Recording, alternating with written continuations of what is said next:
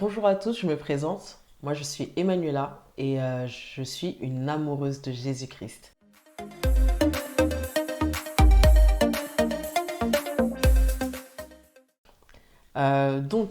Je tiens vraiment en fait à vous partager une partie de mon témoignage de manière à ce que vous puissiez me connaître un peu plus. Je vous cache pas que j'ai pris certaines notes, enfin des points pour que je puisse structurer un peu plus mon témoignage. Si je regarde un peu mon écran, c'est tout à fait normal. Ne vous inquiétez pas. Mon histoire à moi, elle commence depuis que je suis toute petite. Je suis, comme je vous l'ai dit, une amoureuse de Jésus-Christ. Et depuis ma plus tendre enfance, j'aime vraiment aller à l'église. J'aimais vraiment ça. Suivre mes parents, même pour des simples réunions, même si je comprenais rien du tout à leurs réunions, mais j'aimais vraiment y participer. Y aller, juste le fait en fait d'être à l'église me satisfaisait et me remplissait de joie. Et j'avais vraiment cette conscience que Dieu existait, cette conscience que Dieu m'écoutait et qu'il était avec moi à chaque instant de ma vie. Et j'ai un exemple lorsque un jour ma mère, elle me disait que elle avait mal, elle se sentait pas bien. Et je lui ai dit, d'accord maman, t'inquiète pas, je vais prier pour toi. Et le soir même, je me suis retrouvée à genoux et j'ai prié pour elle. Et la prière était toute simple, hein. J'ai dit, Seigneur, euh, je, je veux que tu guérisses ma maman, s'il te plaît. Et le lendemain même, ma mère vient me voir et elle me dit, oui, je suis guérie, j'ai plus aucune douleur. Et franchement, ça me confirmait encore une fois que Dieu m'écoutait, que Dieu vraiment était là avec moi. Et depuis toute petite, ma mère aussi m'apprenait à prier.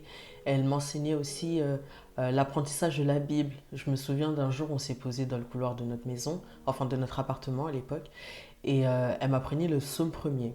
Heureux l'homme qui ne marche pas selon les conseils des méchants, qui ne s'assied pas en compagnie des moqueurs, etc., etc.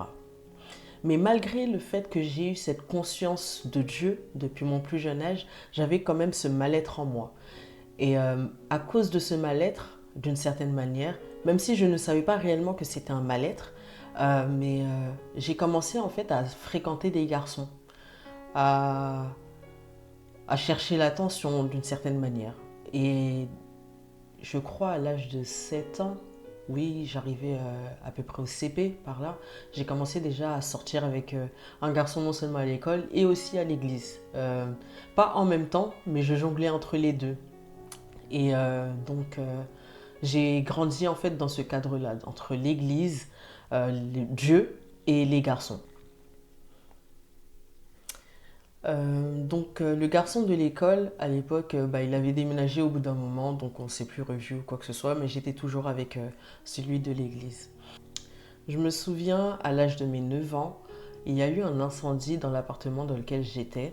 À l'époque, je vivais avec, toujours avec mon père, ma mère, mon jumeau et mon grand frère. Cet incendie a été vraiment un élément marquant dans ma vie parce que je me souviens que me parlait souvent du fait que s'il y a le feu à la maison, de telle manière réagir, telle manière faire, tout comme ne pas prendre l'ascenseur mais prendre les escaliers, aller voir le gardien, etc. etc.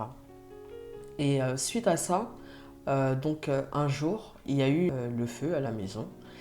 Je me souviens que ce jour-là, je sortais de chez l'orthophoniste et que mon frère m'avait rejoint à la maison peu de temps après, mon jumeau, peu de temps après, et on était tous les deux seuls à la maison, l'un sur le téléphone de ma mère et l'autre en train de regarder la télé. Et deux enfants de 9 ans devant une télé, franchement, ça peut être vraiment très dangereux. Mais je ne sais pas pourquoi, mais à un moment, en fait, ma tête, elle s'est complètement tournée parce que la télé a été face au couloir.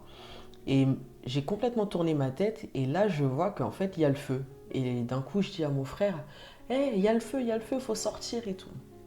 Donc je lui mets des coups de pression un peu pour qu'on sorte rapidement. Et on prend les escaliers, on descend, on va voir le gardien. On lui expose les faits, etc. Lui, le gardien voulait prendre l'ascenseur pour aller vérifier. Moi, jusqu'à j'ai même crié sur lui en lui disant non, maman, elle a dit faut prendre les escaliers, faut pas prendre l'ascenseur, etc. Mais lui, il nous prenait pas réellement au sérieux ce jour-là. Mais lorsqu'il a vu que réellement il y avait le feu, c'est là qu'il a fait évacuer l'immeuble. C'était un immeuble de 12 ou 13 étages, si je me souviens bien. Et nous, on était au septième, donc vraiment pile poil au milieu. Et là, en fait, je vois que je commence à intercéder réellement pour qu'il n'y ait aucun blessé, aucun accident qui arrive et que vraiment tout se passe en bien par la grâce de Dieu. Et Dieu a permis à ce que tout se passe bien réellement. Et pour prévenir mes parents, en fait, j'ai couru jusqu'à l'école pour aller prévenir, pour qu'ils puissent appeler mes parents et les informer du fait qu'il y a un incendie à la maison. Donc après ça, j'ai fait le reste de la semaine chez ma tante avec mon frère. Et ensuite, on a été relogés dans un appartement non loin de chez nous. Et ensuite, après ça, mes parents et nous, on a déménagé dans le 93. Et ça a été vraiment aussi un autre élément marquant parce que mon déménagement n'a pas été de tout repos.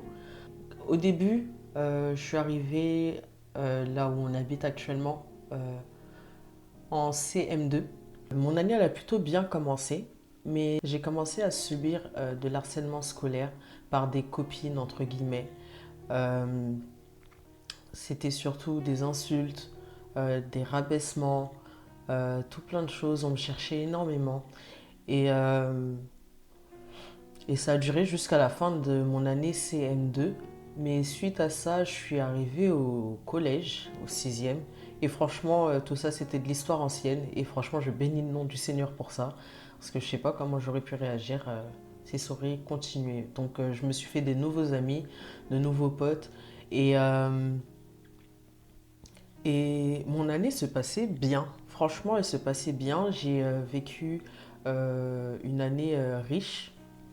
Euh, Non seulement avec mes potes, on s'entendait super bien. J'ai aussi été dans les trois premiers de la classe. Je tournais vraiment entre les premiers de la classe. Mais à cette époque-là, il y avait aussi mon frère jumeau dans ma classe. Lui, par contre, c'était pas trop ça. Lui, il avait beaucoup plus de difficultés. Il était dans les derniers. Et je me souviens que je lui proposais mon aide, mais il refusait cette aide à chaque fois. Et donc, au bout d'un moment, j'ai lâché l'affaire avec lui, clairement. Mais en fin d'année, mes professeurs ont proposé à mes parents de le mettre dans une classe pour qu'il puisse consolider euh, ses forces et pouvoir surmonter ses difficultés scolaires. Donc, suite à ça, cinquième, quatrième euh, et, et troisième, lui, il les a passés là-bas. Et moi, j'étais vraiment en fait dans un bad mood un peu. J'ai commencé à dégringoler scolairement parlant suite à ce changement de classe de mon frère parce que j'ai remarqué chez ma mère surtout une préférence vis-à-vis de mon frère. Et d'une certaine manière, je pense, j'ai commencé à chercher son attention. J'ai commencé à chercher l'attention de mes parents, à vouloir qu'ils puissent me regarder en fait et me dire que ouais, Emmanuela, tu peux mieux faire, tu sais faire, etc. Bon, je sais pas trop, mais voilà. Et jusqu'au jour où, lorsque je suis arrivée au lycée, mes parents, ma mère surtout, elle ne voulait plus venir chercher mes bulletins, etc., etc. Mais je vais revenir un peu en arrière par rapport à mes années au collège. Et j'ai commencé à fréquenter un garçon. Pas très longtemps, je crois à l'espace de 2 mois pendant la période de vacances scolaires, j'ai commencé à fréquenter un garçon qui lui était en quatrième. Donc entre les vacances scolaires de sixième à cinquième, lui il était en quatrième, je suis sortie avec lui. Mais cette relation, elle m'a vraiment pas du tout fait du bien. Spirituellement parlant, elle m'a fait me déconnecter de Dieu d'une certaine manière parce qu'en fait, elle était très impudique.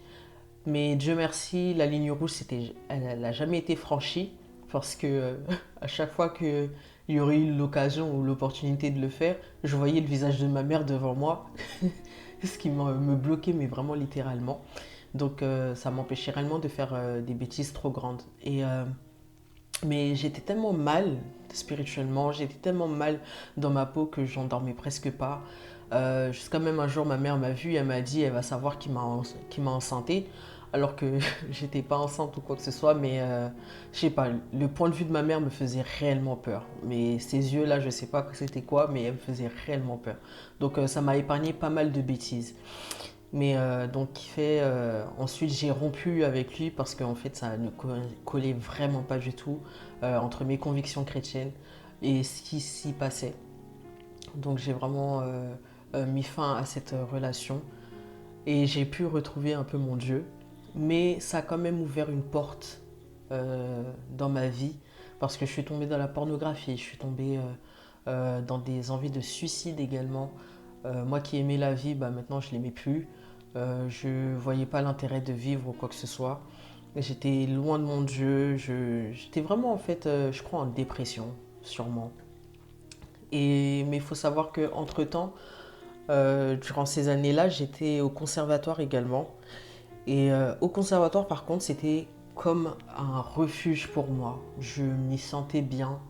Je voyais que bah, là-bas, on me considérait, me valorisait. Et franchement, j'aimais bien cette atmosphère, j'aimais bien être là-bas, passer du temps là-bas, etc. Ça me faisait du bien. Surtout qu'à la maison, il y avait beaucoup des embrouilles entre mes parents. Et j'étais souvent le sujet de leurs embrouilles par rapport à ma vision scolaire, par rapport à ce que je faisais, euh, les... oui, par rapport à tout ce qui se passait, l'école, mes notes, etc. Bref, et ça créait vraiment des tensions entre eux. Et voir ça, bah, ça m'a pas aidé, mais vraiment pas aidé. Et après, donc, je me réfugiais vraiment beaucoup là-bas au conservatoire.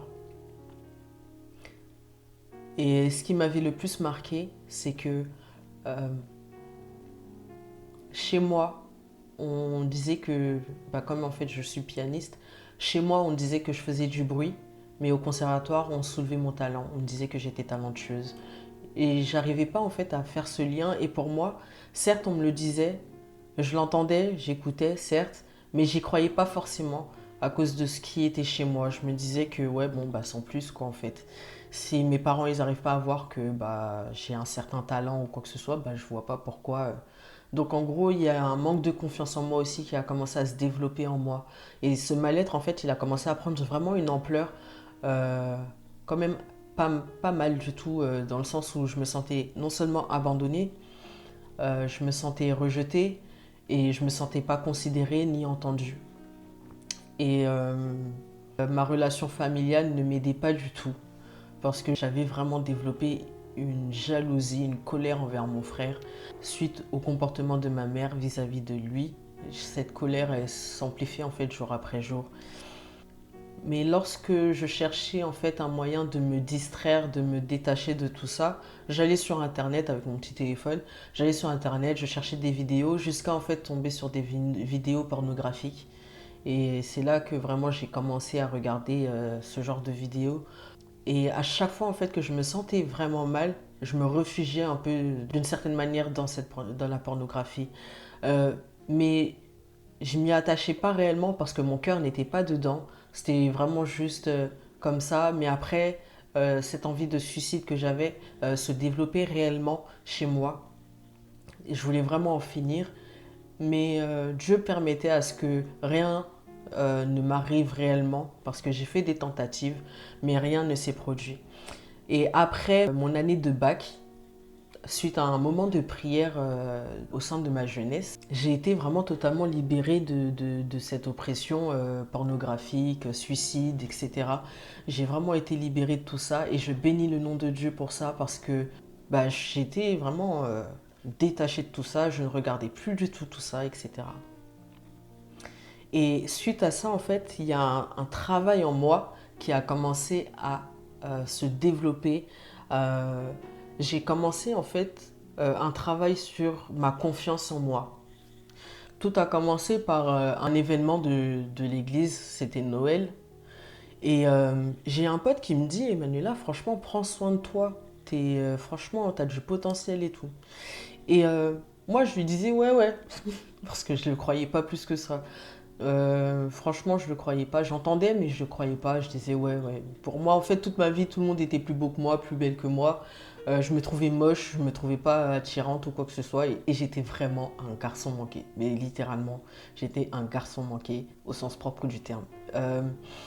J'avais vraiment pas du tout cette assurance vestimentaire ou physique ou peu importe. J'avais pas du tout cette assurance chez moi. Donc, lorsqu'il m'a dit ça, ça, ça a commencé un travail chez moi. Il a semé quelque chose chez moi.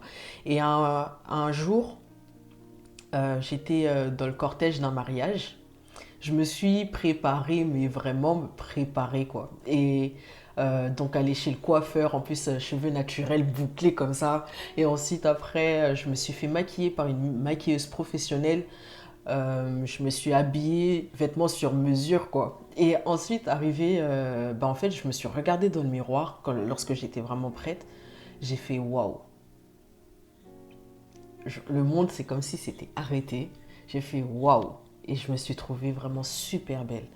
Et là, en fait, ça a fait un déclic chez moi où j'ai vraiment vu que j'étais quelqu'un, j'avais vraiment un vrai potentiel, j'étais belle et tout. Et en fait, cette confiance en moi, elle a commencé à grandir.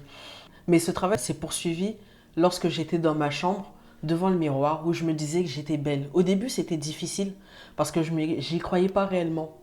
J'y croyais pas forcément. Mais à force de me le répéter, Emmanuela, tu es belle, Emmanuela, tu es belle, Emmanuela, tu es belle.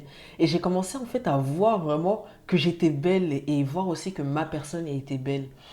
Et donc, en fait, ça a développé plus la confiance en moi. Et franchement, par le Saint-Esprit, il y a un travail qui s'est fait. Et maintenant, à l'heure d'aujourd'hui, à l'heure que je vous parle, il n'y a personne qui peut me dire je suis moche. Et ça, de toute façon, ça ne m'atteindrait même pas.